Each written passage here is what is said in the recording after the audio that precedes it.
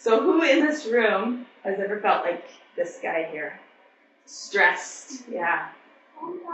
Chances are, if you've ever driven a car or gone to school, you guys have gone to school, right? Yeah. Yeah, or had any sort of deadline, or if anybody is older than about 2 years old, you probably experience stress every single day. This little cutie is one of my 5 biggest stressors, along with her siblings. So to be clear here, I'm not talking about the type of stress that's medically diagnosed as anxiety disorder, but this is just the everyday stresses of life. I want to tell you the story of how I became a stress case. My husband and I were living in Oregon at the time, and we had had our first son, this one here, in 2009, and he wouldn't sleep through the night, and didn't until he was about 2 years old, which meant that we also didn't sleep through the night. A little while later, about 1.5 years later, we found out that we were expecting twins, and 6 months after they were born, my husband had to go to Virginia for a work, and we decided to take the whole family. That is enough to make anybody crazy, but trying to get the 2 of us plus 3 car seats, 6 carry-ons, 6 checked bags, 2 strollers. I don't even remember all of the things that we had to get over to Virginia, but with just the 2 of us carrying it, that was enough to push me over the edge. This type of stress can be very damaging to health.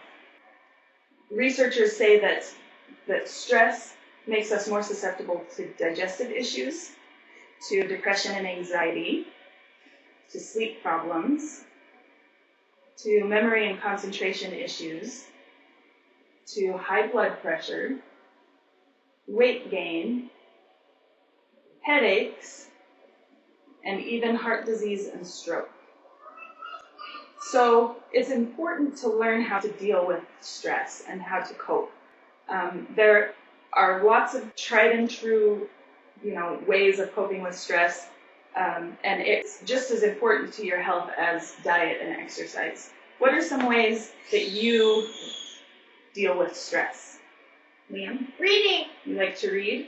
What else? Work out. Work out. Good. Okay, so here are some. Run. You like to run? Here are some ideas that I came up with. Going for a walk, exercising, listening to music, reading a book, taking a bath, maybe getting a massage, or just talking it out to a friend. But I want to give you an option that you may not have thought about before. Lucas, what's your main form of stress relief? Doing crafts. So crafting has been shown to reduce stress. I did a little science experiment of my own. I polled like 200 people, and I found that 64% of them use crafting as their main form of stress relief.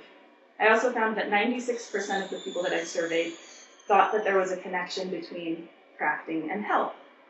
And 95% of the people that I surveyed said that crafting helps them to cope with stress. One of the most interesting questions that I asked, and I got some interesting responses, was when I asked, in what ways has crafting helped you cope with stress? And so here are some of their answers. I saw this a few times. I need to create. If I'm really stressed out, just walking into my craft room makes me smile. It helps me forget for a little while all the stresses of life. This one I thought was really interesting. She says, it gives me something good to do when I feel like I'm good for nothing. And so what's interesting about that is that crafting not only helps increase mood, it also helps with self-esteem. And one more, my mind is focused on something other than my problems and I'm able to relax. Subconsciously, my brain will work through the problems and stress so I can see and think more clearly. So if you don't want to just take my word for it, I've found some benefits of crafting presented by actual scientists. One of the main ones that they talk about is that it's a natural antidepressant. So there's a place in our brain called the reward center that releases dopamine, which is a hormone that makes us feel good and happy. And Scientists believe that it is released so we have an interest in doing the things that further the species, things like eating food. And they found that doing crafts actually releases this dopamine. Another interesting fact about crafting is that it minimizes the effects of aging. Crafting uses a large portion of your brain, and doing that helps to prevent cerebral atrophy. It also significantly delays dementia, and it helps with attention and memory, and also it helps with problem-solving skills. Researchers have also found that it has a calming effect, and participants of crafting feel a sense of community, and of course, the biggest benefit is that it's a stress relief. Okay, so after returning home from Virginia, I began experimenting with anti-anxiety crafting drugs. Oh, I know what drugs are. And I started drawing, crocheting, painting, but mostly I was doing preschool crafts and finger painting with these little guys. Yeah, I enrolled in BYU Idaho Pathway Program. My twins were about 9 months old, and Liam was almost 3. And actually, I think he had just turned 3. So the stresses just kept coming. And one of the first semesters of my schooling, I was taking 4 classes, and this was about a year after I started. I found out I was pregnant with number 4. And by the way, I didn't find out that I was pregnant until I was halfway through the pregnancy. So stresses just kept building up, and I kept adding to my medicine cabinet of anti-anxiety crafting drugs. I added things like knitting and spinning and dyeing my own yarn. And then at some point, it could have probably been when I was pregnant with my 5th child, I added my drug of choice, which is felting. Most of the time when I say that I'm a felter, people look at me like I'm crazy because they don't know what that is. So here's a definition of felt. It's a non-woven fabric of wool, fur, or hair matted together by heat, moisture, and great pressure. I do 2 different kinds of felting. The first one that I do is called wet felting. And it's where you take fibers like this. These are just wool fibers.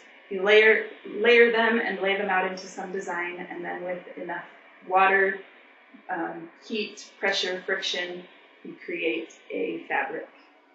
Oh, I love that one. It's my favorite. And the second type of felting that I do is called needle felting, and it uses these really sharp barbed needles to entangle the wool and create shapes. This one is particularly helpful in stress relief when you're feeling a little bit stabby, because each one of these creations takes thousands of stabs to create. What's cool about needle felting is, another thing that's cool about needle felting is that it's becoming super popular as a form of stress relief among other crafters. A few years ago, it used to be adult coloring books. You may have experimented with these, and now it seems like needle felting is what people are Did you make that one? participating in. I did. Yeah. Whoa! I want it. So I know that none of us are getting out of this life unscathed by stress and anxiety. It's super important to learn how to cope with stress and anxiety because your health depends on it. Next time you're feeling a little bit stabby, maybe take a walk to the craft store, pick up your prescription, and craft a healthier you. Yay!